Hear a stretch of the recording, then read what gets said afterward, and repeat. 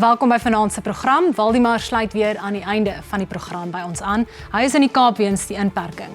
Ons begin vanaand se uitsending met 'n gesprek oor die post-korona ekonomie. Maak Baans, voormalige hoof van die Poskantoor en tans ook rubriekskrywer vir die Business Day, het onlangs geskryf 'n groot staatsbank is dalk net die ding wat 'n herstel in groot sektore van die ekonomie kan aanwakker.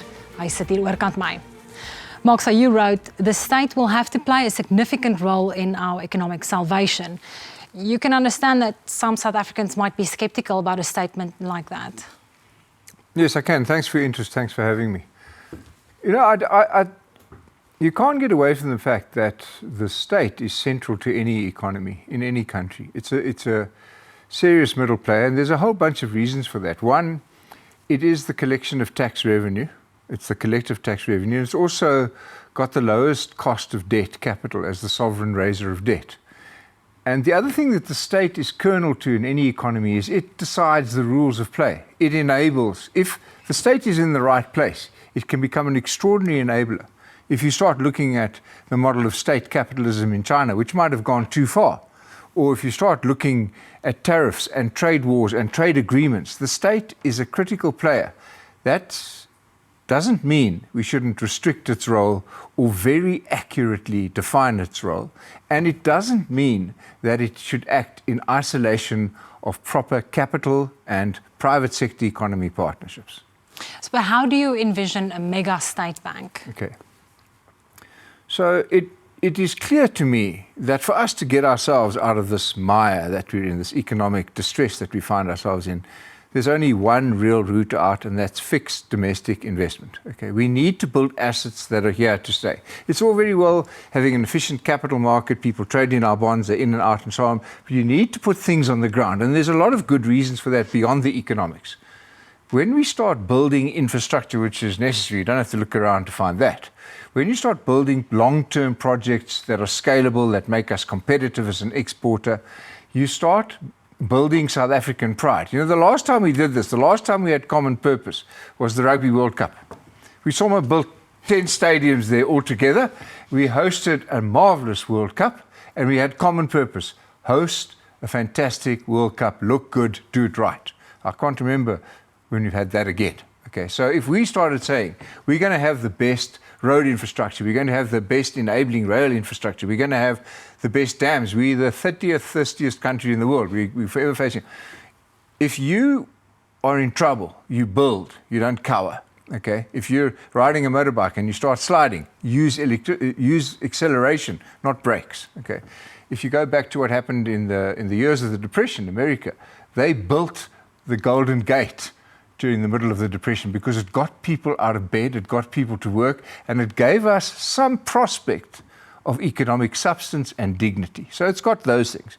But why a mega bank? We've got disparate banks. We've got the Land Bank and the Development Bank of South Africa, and the IDC and various other DFIs, the NEF, the Post Bank, the whatever you have. Okay, I'm not for a minute suggesting that the state bank can substitute the role of the commercial banks, of the general banking system. We can't hope to outdo them in proper credit analysis or capital allocation or retail banking space that they occupy. But when it comes to mega projects, there's a role that the state can play. Because, as I said before, it's got the lowest cost of capital, and it can form the base capital for the debt finance that is typically necessary in these projects. If you go back to the origins of Eskom, Eskom wasn't funded with taxpayers' money.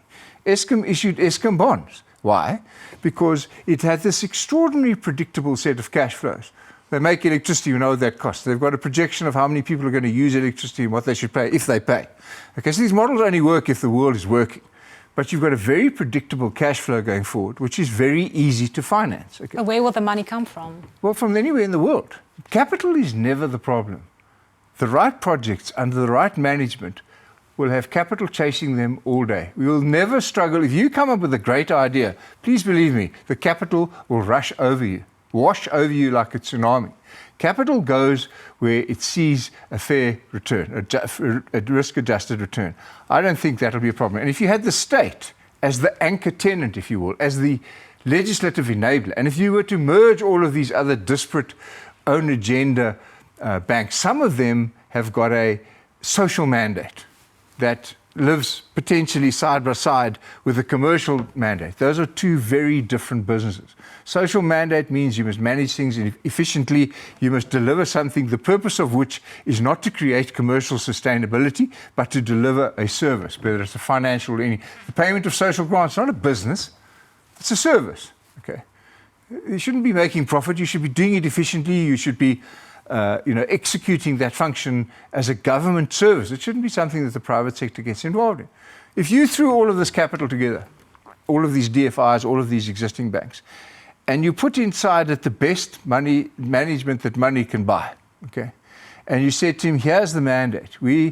I have seen personally in the last 6 months any number of massive infrastructure projects that are lying on ice, where people are saying, surely we need to upgrade our ports. Surely we need to start thinking about Africa and the rail and other networks. Surely we need to gear up our airports and our post offices for the e-commerce floods and the east-west sort of e-commerce flow. All of those things require state enablement from a regulatory and other point of view. And why is the state a key player? Because it gets 2 bites at the cherry. Forget about the margin for the capital. It gets tax if it works. No one else can invest in the outcome of tax, only the state. So if the state invests in a business and that business is successful, it gets 38% of the profits. Hello, that's not difficult to think about, okay? And so if you have an entity that has got the lowest cost of capital, it earns interest on that at a profit, and then nogal, it charges tax. That is the most economically efficient enabler. Now, go back to your first question. People say, yeah, but, that's not a flaw in the concept of a state bank. That is a flaw in who's managing it. And that's a big clarity question. of mandate and purpose. But that's something we can talk about, agree with, and hold hands on. And I don't see the state bank operating in isolation of partnerships with private sector and international capital. Mark Barnes, thank you so much. Thank you.